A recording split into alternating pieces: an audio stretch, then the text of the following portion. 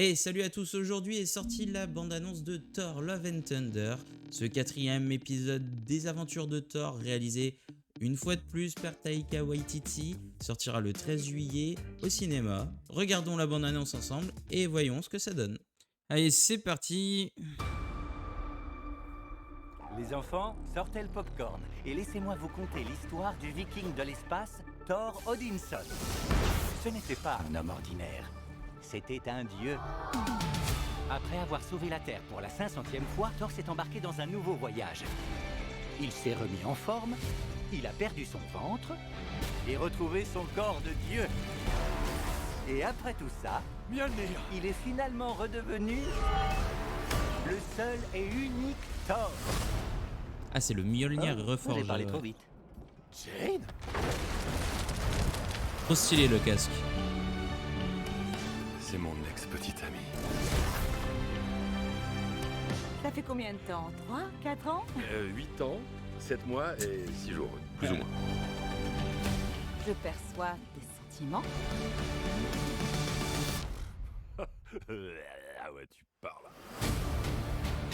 Les seuls êtres qui importent aux yeux des dieux, Oh, c'est eux-mêmes. gore. Voici donc mon serment. Tous les dieux vont mourir.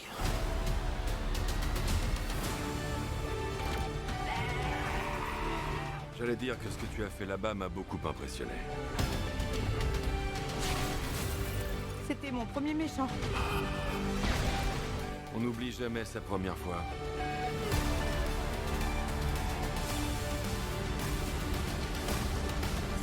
Non, tu ne ressembles pas aux autres dieux que j'ai tués. Tu as une chose pour laquelle te battre.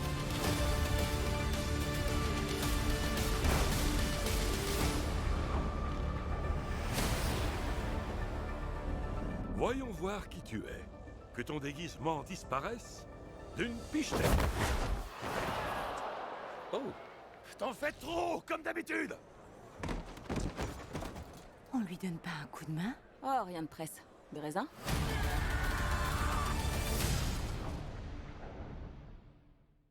Ok. Bon, pour commencer, on sent que le film va être dense, car pour les connaisseurs, vous aurez remarqué que l'on touche à plusieurs histoires de Thor, et notamment l'arc écrit par Jason Aaron au cours de fin 2000, début 2010, intégrant Thor God of Thunder, Thor Goddess of Thunder et War of the Realms, qui relate les aventures de la renaissance de Thor, dieu du tonnerre, introduisant Jane Foster en tant que déesse du tonnerre. Côté visuel, on est sur la continuité de Thor Ragnarok. Ce côté néon années 90, les musiques rock metal sont toujours aussi présentes. Côté négatif, j'ai peur qu'on soit encore gavé de blagues à répétition, déjà bien trop présentes dans cette bande-annonce. Espérons qu'on ait vu tous les gags comme dans ces bandes annonces que font les comédies françaises. En outre, le fait de voir Thor nu ou de sortir des blagues, nous allons être confrontés à deux histoires qui sont pour le moins passionnantes dans ce film. L'une romantique et dramatique et l'autre violente et héroïque. Parmi Thor, on voit toujours Valkyrie qui règne toujours sur le Asgard de Midgard, notre terre à nous pour les incultes. Vite fait Korg qui a l'air de conter les histoires de Thor, mais je sais pas s'il fera aussi partie de l'aventure. Mais aussi Jane Foster en Goddess Thunder, jouée par la sublime, la magnifique Nathalie Portman. Alors comment cela est arrivé? Cela sera-t-il expliqué? Je ne sais pas. Je pense quand même un minimum. Et j'espère qu'ils reprendront l'origin story de cette transformation.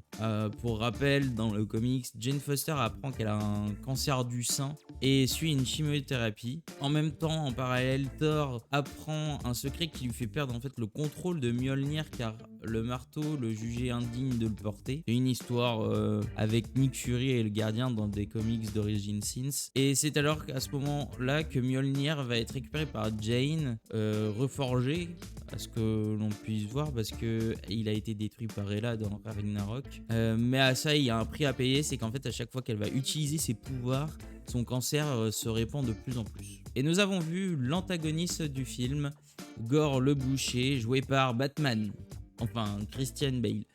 Gore, le massacreur de dieux, c'est le plus grand antagoniste de Thor.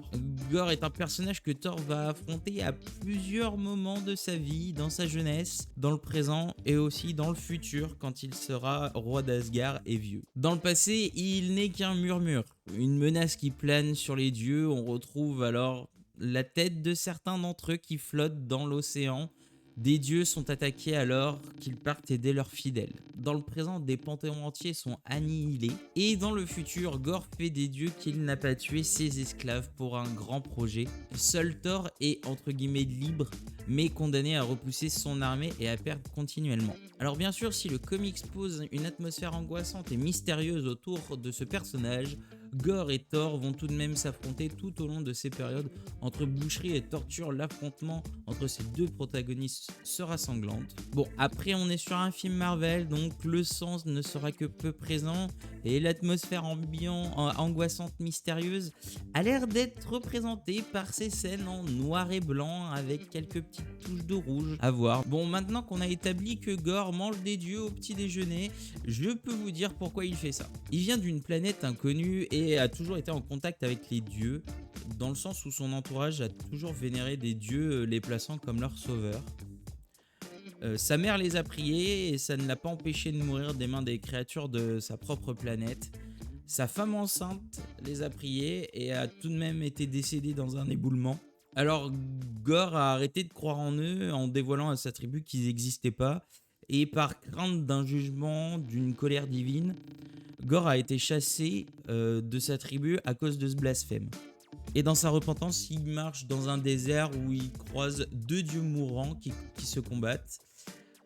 Quand l'un d'eux se mit à prier Gorr de l'aider, là il pète un câble. Jamais aucun dieu n'a entendu ses prières et voilà que l'un d'entre eux lui demande de l'aide. MDR, se dit Gorr, premier meurtre, il les termine, il ramasse ensuite l'une des épées d'un des deux dieux qui s'appelle All Black et c'est l'épée que l'on voit dans la bande-annonce. Gorr devient donc le massacreur de dieux, convaincu que leur existence est néfaste pour les hommes et qu'ils ne sont pas dignes du dévouement des mortels et que ces derniers sont esclaves de leurs croyances. Donc on est sur une origin story de style vengeur, mais franchement ça fait du bien de voir un méchant qui a l'air d'être plutôt bien écrit de base, un peu comme Thanos l'était finalement, un méchant qui ne se veut pas juste être méchant et qui a de vraies convictions comme l'était notre bon vieux ami Thanos, qui lui à l'époque voulait détruire la moitié des êtres vivants pour pouvoir rétablir un ordre et que tout le monde puisse manger à sa faim. Gorr, lui, de son côté, estime que les dieux se foutent de la gueule du peuple et du coup, il décide de tous les massacrer.